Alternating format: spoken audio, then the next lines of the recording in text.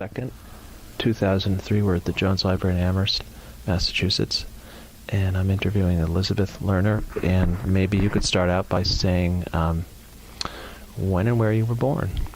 All right, I was born in Lebanon, New Hampshire on September 20th, 1983. The New Hampshire part is not something I'm proud of. It just happened to be the closest hospital to White River Junction, Vermont. But I'm a little ashamed of my birth certificate, to be honest. And were your parents originally from White River Junction, or had they come from elsewhere? My dad was from Mount Vernon, New York, and then New Jersey, and my mom was from New Haven, Connecticut, and Orange, a suburb. So how did they... I want to go back in your family, further back than this, but we'll start with them. How did they end up living there? Why did they go there? Well, my dad went to library school at Columbia, and he got his doctorate in library science. And I don't quite know why he liked Vermont, but he really did. So as soon as he had his master's, he had to work in a library for a few years before they would give him his doctorate, even besides the thesis. And he just looked in library bulletin boards for a job in Vermont and wound up working in Montpelier at the state library there. And he and my mom were kind of arranged through traditional Jewish matchmaking. My great aunt on my dad's side and my grandmother on my mom's side sat next to each other at the beauty parlor every week. And so, my great aunt said, I have this nephew and he's perfect, and my grandmother agreed and gave her my mom's phone number, and eventually he called and they went out and they got married, and then she moved up to Vermont with him. And so can you tell a little bit about their family backgrounds, like their genealogy, their parents, their grandparents, if they had any connection? I actually don't know too much about that. My mom is a privacy nut about certain things, including our family, so I've decided that we must have been Jewish gangsters at one point, because I'm the only kid I know who in 6th grade, when we had to write our family trees, and I went home and asked my mom, she wrote a note to the teacher saying it was an invasion of privacy, and I did not have a family tree. So I don't know too far back on that side. My dad's parents are very into genealogy, but I don't really talk to them, so I don't know too much.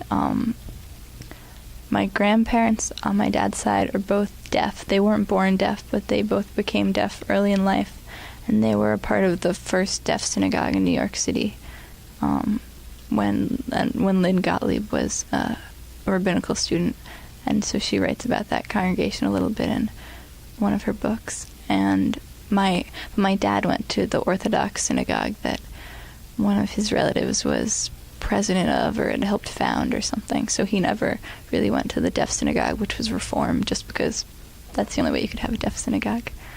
And my mom's side was fairly average conservative Jews. My grandfather, until maybe a year or two ago, at the age of 85, when he retired, was in charge of gathering everyone for the minyan every day. So he went to shul every day, but other than that, wasn't a particularly religious man. I mean, he kept strictly kosher and wouldn't go anywhere on Shabbat, but he watches TV all day long, and he doesn't know very much. He doesn't have very much of a Jewish education. He can't really read Hebrew very well, but he's big in the practices. And my grandmother just kind of, I don't really know where she is on that. She'll eat at McDonald's, and she gets her hair done every Saturday. The beauty parlor. That's how my mom got married. So that's.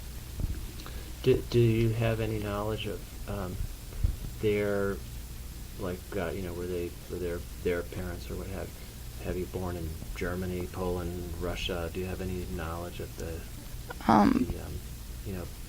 where they were before they were in America?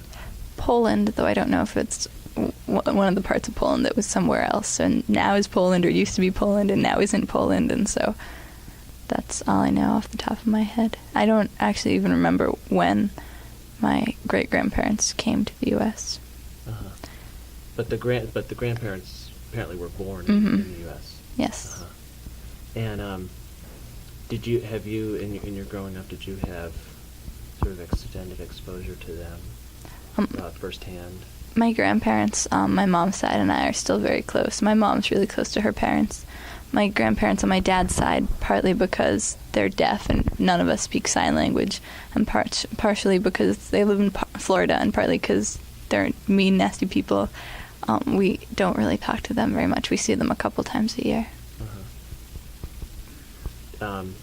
With are there? I mean, I'm wondering about. Were there any, whether passed through your parents or directly from them? Growing up, did you pick up any sort of Yiddishisms and little things like that?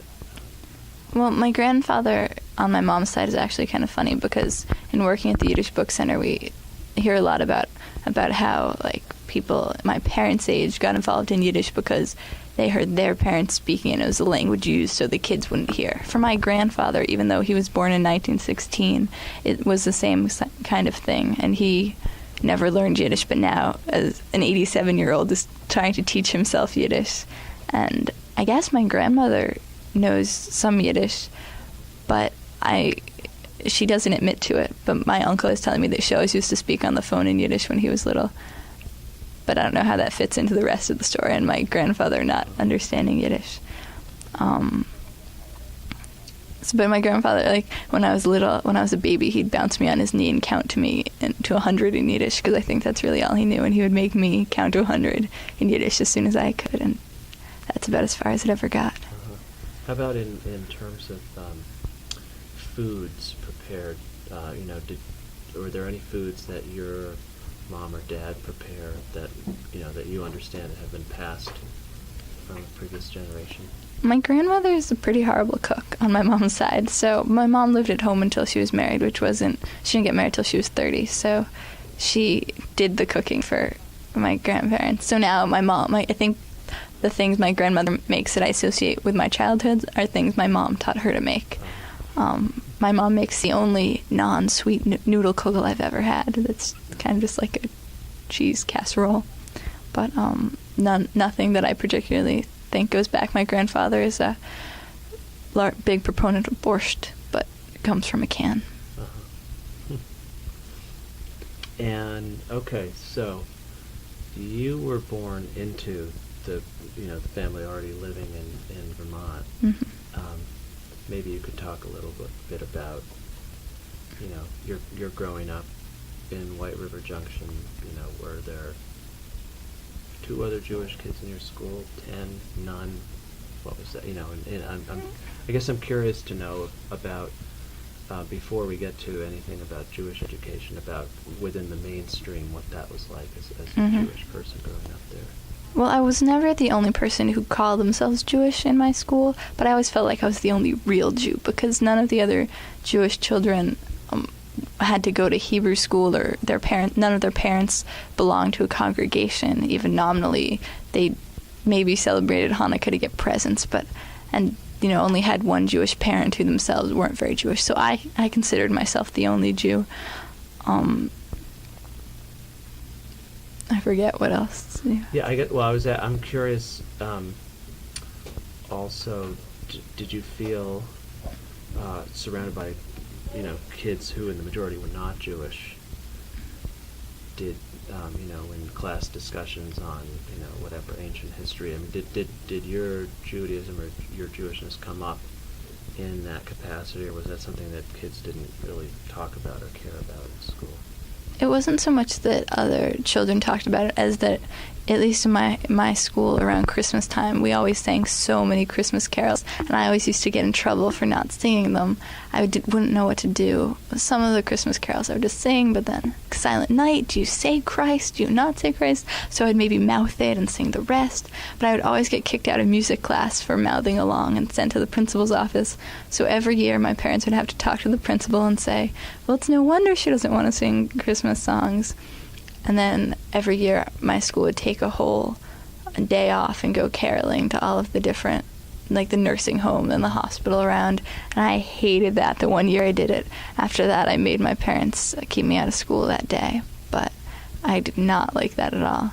I remember in second grade, I was interviewed by this psychologist or something, and I remember thinking it was very strange. And when I went back into the classroom, a woman was leaving with a guitar, and they'd all been singing Christmas carols for the past hour. And I guess the only thing the teacher could think of to have me do was to be evaluated by somebody, because nothing ever came of it, that I didn't sing the Christmas carols that year. In third grade, there was a girl in my class who was Baha'i, and we were friends anyway, and during the Christmas season, we just teamed up because we could not stand what was going on around us, and we got in major trouble when we were singing Christmas carols once for putting our hands over our ears and saying that we wouldn't sing anything. And then we got a lecture on respect. I'm surprised because you're talking, like, you're born 1983, so we're talking about late, I mean, not that long ago, Mm-hmm. the 80s, early 90s. It shocks me to hear that educators could be so ignorant, but I guess Mhm. that was the case. I mean, these teachers just had no clue that not everybody shared their the Christmas spirit. Yeah, and it happened fairly late. I remember in 6th grade, my math class, which was very basic, had this worksheet. It was like a second grader's worksheet, but this worksheet where in order to solve the mathematical problems, you needed to correctly write down verses from Christmas carols. And I couldn't do so. I mean, most of them I could do because I'd had to sing so many, but I had to call my next door neighbor up for help and ask him about these verses because I didn't know how to fill out this worksheet, and it was necessary to get credit. There's a Jewish family now that is active in my synagogue that has a 4th grade boy who's the oldest in that family who's going through my school district, and apparently, I mean, it's changed a tremendous amount. The only thing I can think of is that I was the first Jewish kid to have gone through that any of these teachers knew about. Mm-hmm. So they'd never dealt with it before, I guess. Yeah, and also, I mean, it, again, because it's not that long ago, it just seems like there's even the whatever distance between, Western Mass and that part of Vermont, because my kids don't experience anything like that. Yeah. I mean, we're not particularly, we're a mixed family to begin with, but they know that I'm Jewish. My kids know that, and we do certain things, but for them, it just, they spend Christmas time, in their school, they'll learn about dreidels and they sing songs for, I mean, it's somewhat perfunctory, but it's not, the teachers are aware. Yeah. Well, we used to sing, like, the one Hanukkah song, but I hated that more than anything because it was such a stupid song. There are no good Hanukkah songs, and so I would refuse to sing those too, and then the teacher would be like, well, what do you want out of us? We're singing your song. And I remember they would call it your song, and I was so annoyed, even in 2nd grade or whatever, because it wasn't my song. I had no part in its creation. I didn't sing it. But that was what I got as a reward for singing all the other children's songs, was my song. It used to make me very bitter. I couldn't, for a long time as a kid, I had a problem. I would feel very guilty if I appreciated any sort of Christian music, whether it was gospel music or anything. If I would have it stuck in my head, I would think I was a horrible child and try to get it out. It took me until probably 7th or 8th grade to be like, I can listen to whatever I want. If I want to listen to this African hymn, I can. Nothing's going to happen to me. But I was just so... I never learned... It took me a long time to learn how to distinguish between being forced to sing something and being able to appreciate it without absorbing its message or whatever. Now, maybe you can describe a little bit about your just your home environment. Did you live in White River Junction? Did you live outside? What kind of, just physically describe? I live on a dead-end street right off of Route 5, pretty much in White River Junction, maybe a 5-minute walk from the high school and middle school I went to, 5-minute walk in a different direction from the elementary school I went to, maybe a 1.5 miles off of the interstate. So as far as Vermont living goes, actually very not rural, in that I could get to anything I needed to very quickly. There's a convenience store right across the street, basically. There's a supermarket down the hill. The hospital was 7 minutes away. Dartmouth College is 5 minutes away by the highway, so it was pretty centralized. You said, I think before, you said that your dad, after he graduated, he knew he wanted to live in Vermont. Why did he want to live in Vermont since he was from Mount Vernon, New York? I don't really know. I mean, I remember him telling me, but I can't remember his reasons.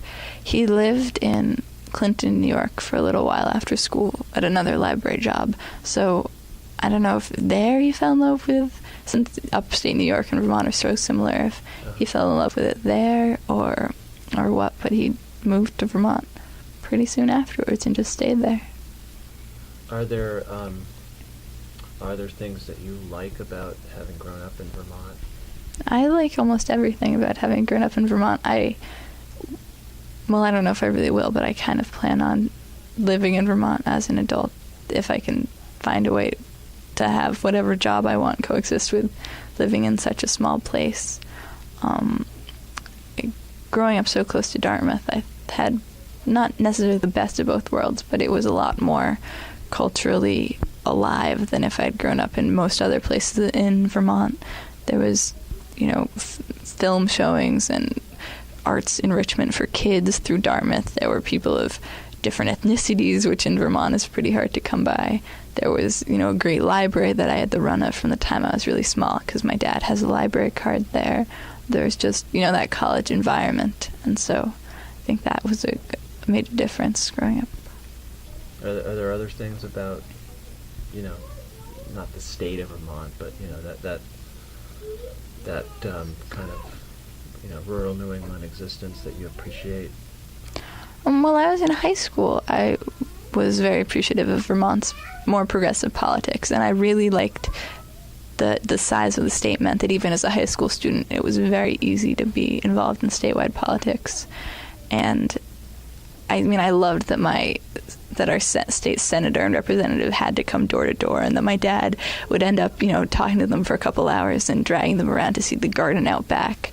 Loved that one of my state representatives was the person who gave me drama lessons as a kid and was also involved in keeping our local opera house running.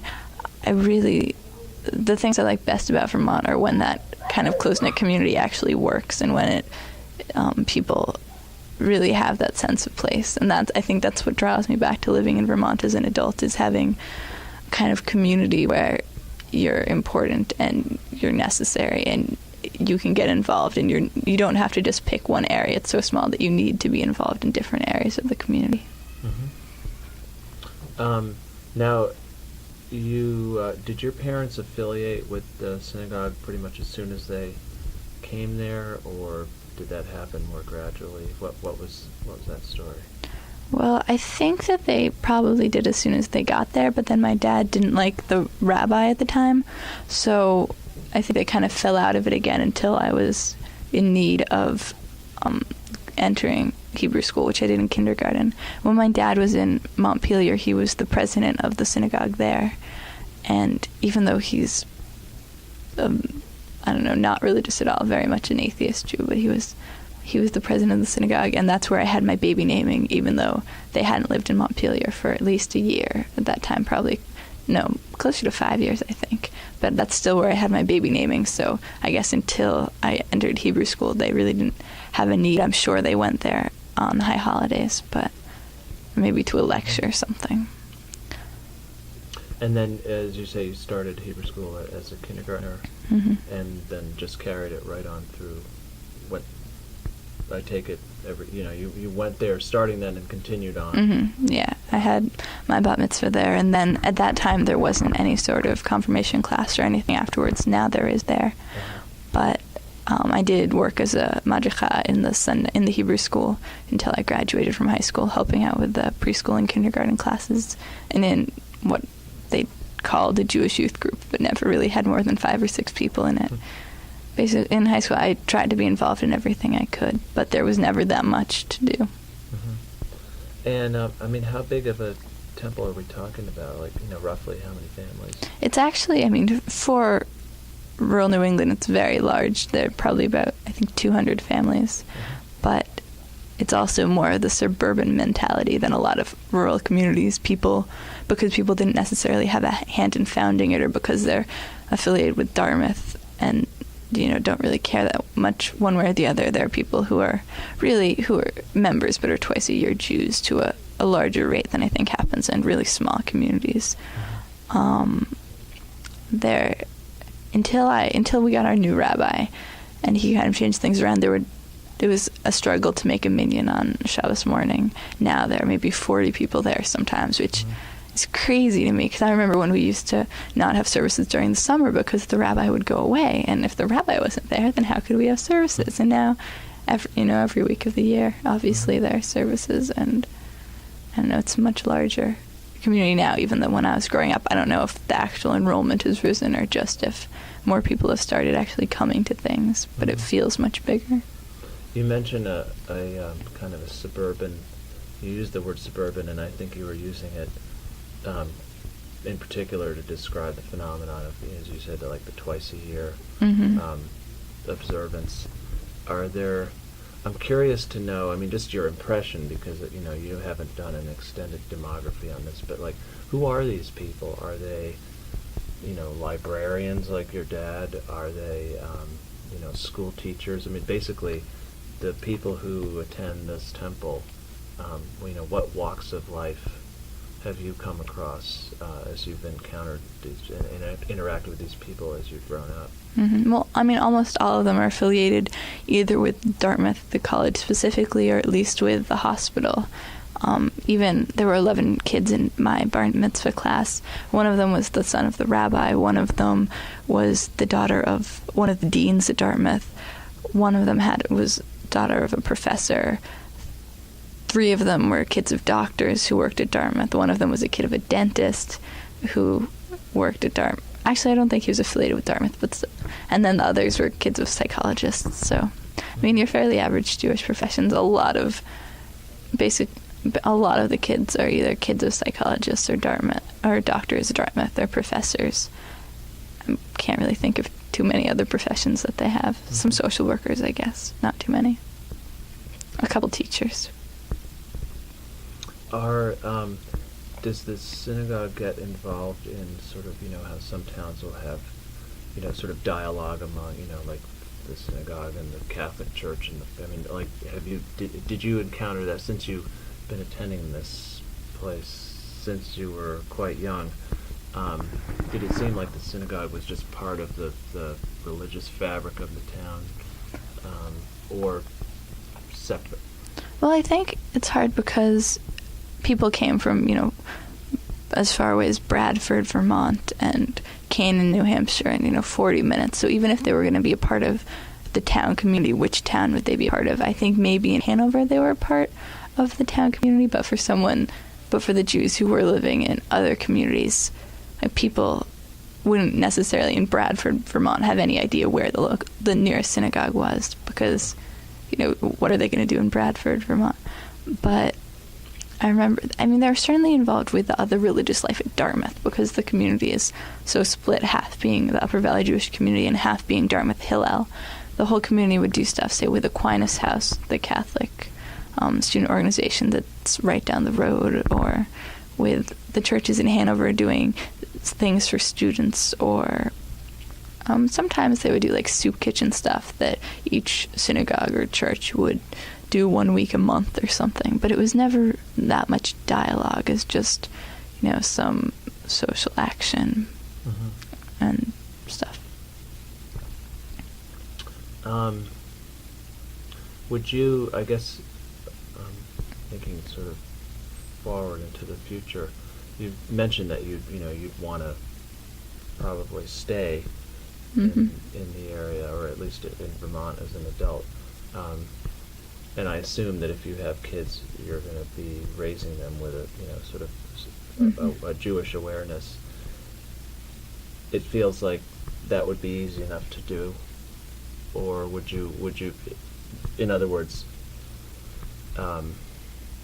raise kids who are, can easily identify with their Jewishness and live it out in a place like Vermont, based on your experience? I don't know too much yet about the other synagogues in Vermont. I think in terms of range of programming and size of the community, mine's certainly one of the biggest outside of maybe Burlington. So I don't know if it would be so easy everywhere, but I think that it would be possible as long as there was some sort of community of other Jews. I think actually that you have a much kind of a stronger sense of your Jewish identity if you grow up in Vermont and your parents, really do try to instill it on you, because you see how different you are from everyone else very early on. There's none of that not realizing that, there are people who aren't Jews until you're 12, as somebody in Smith Hillel once told me, and I couldn't really believe it. I mean, even if I didn't want to be Jewish, I was always defending to my friends, they were never mean about it, but they didn't know Jews. Some people, I remember when I was little, called me a Hanukkah because they thought that was the name of my religion, because if Christian sounds so much like Christmas, so therefore you must be a Hanukkah. And I got really upset, and the teacher was like, well, they're doing the best they can, why are you upset? It was an honest mistake. And I was so upset, but I always felt like I had to defend myself, even maybe when I didn't know necessarily what my Jewish identity was. I knew it was something that was different, something that I had to tell people about and kind of defend all the time. So I think that makes it pretty clear early on that you're a Jew. Mm-hmm. Among the various grandparents that you described, I assume since you've been there your whole life, do they come, or had they in the past come to visit you guys? Mm-hmm. My grandparents on my mom's side come a lot. My grandparents on my dad's side, we don't really like them to come, but they do end up showing up every couple of years. Well, the ones that, let's say the ones that you like, do they like being in Vermont? Or do they seem really out of place? Or I think they like it. My grandparents are fairly old. My grandfather's 87, so he's been old since I can remember. So they've never really been. They're not. They wouldn't do anything independent of us when they're here, and especially now, my grandfather gets tired if he moves around too much. So when he comes, it's really just to see us. So, outside of the boundaries of our home, it doesn't really matter where we'd be. We, probably run out of the tourist possibilities in the area, but. I don't really think it matters where we live in terms of their coming, because it's just to see us. Yeah. I guess last question is about the conference. Mm-hmm. I met you this year. It was my first time going.